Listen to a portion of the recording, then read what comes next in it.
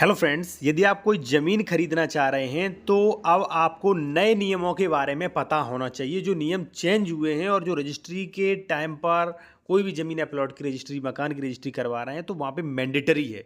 देखिए साथियों, एक चीज़ मैं आपको और बता दूं, यदि आप कोई लीगल एडवाइस लेना चाहते ले सकते हैं। कॉन्टैक्ट नंबर वीडियो की डिस्क्रिप्शन में मेंशन किया गया है। पहला, क्या क्या नियम चेंज हुए हैं। सबसे पहला, जो रजिस्ट्री अधिनियम सेक्शन 3 है और जो ऑफिशियल तरीके से रजिस्ट्री विभाग है उसने जारी किया है कि रजिस्ट्री में किसी प्रकार की गलती या किसी भी प्रकार की धोखाधड़ी, गलत ज़मीन खरीदते हो तो वो आपकी स्वयं जिम्मेदारी होगी, रजिस्ट्री विभाग या किसी की नहीं होगी। पहली बात तो यहाँ पे बहुत जिम्मेदारी आपकी बढ़ गई है। अब साथियों, दूसरा, जैसे आप रजिस्ट्री करवा रहे हो तो उसमें खेती की जमीन खरीद रहे हो तो प्रत्येक गाटे का क्षेत्रफल स्पष्ट मेंशन करिए।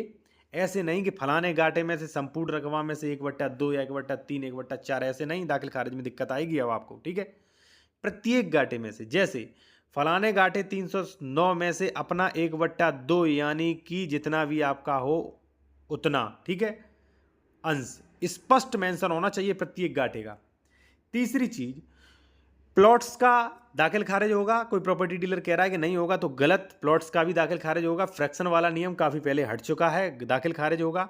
ठीक है साथियों, एक चीज़ मैं और ऐड कर दूं कि अगर आप प्लॉट्स खरीद रहे हैं तो वहाँ पे कई चीज़ें देखनी पड़ती हैं साथियों। जैसे मान लीजिए विकास प्राधिकरण जो भी है वहाँ के नियम, ठीक है, मास्टर प्लान के बारे में और लेआउट के बारे में आपको चेक करना, सेक्शन 80 143 के बारे में चेक करना। ये चीज़ें प्लॉट्स के समय आप खरीदिए तो चेक करिए ये नियमों में बदलाव हो गया। आप पुराने जैसे खरीद लेते थे या खरीद रहे हो वैसे मत खरीदिए, बुलडोजर चलेगा या मान लीजिए आप डेवलपमेंट नहीं कर पाओगे वहाँ पे। ठीक है, चौथा, जमीन के डॉक्यूमेंट्स वेरिफिकेशन करने पड़ेंगे आपको कि आजकल सबसे ज़्यादा धोखाधड़ी हो रही, कहीं डबल रजिस्ट्री, कहीं सरकारी ज़मीन बेची जा रही, कहीं कुछ हो रहा है। ठीक है, तो आपको ज़मीन के डॉक्यूमेंट्स वेरिफिकेशन पड़ेंगे। डॉक्यूमेंट्स क्या क्या वेरिफिकेशन करवाएं आप?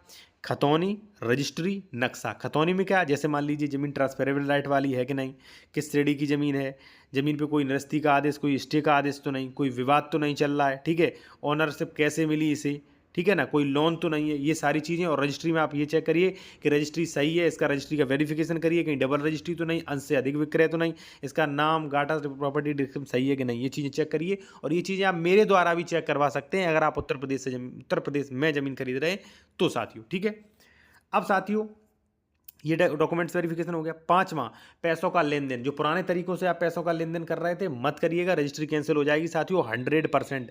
आपको कैसे पैसों का लेन देन करना है? आयकर अधिनियम के अनुसार, ठीक है, और कॉन्ट्रैक्ट अधिनियम के अनुसार, यानी कि आपको या चेक द्वारा या आरटीजीएस के द्वारा ही पैसा देना, जिससे आपके पास एविडेंस रहे।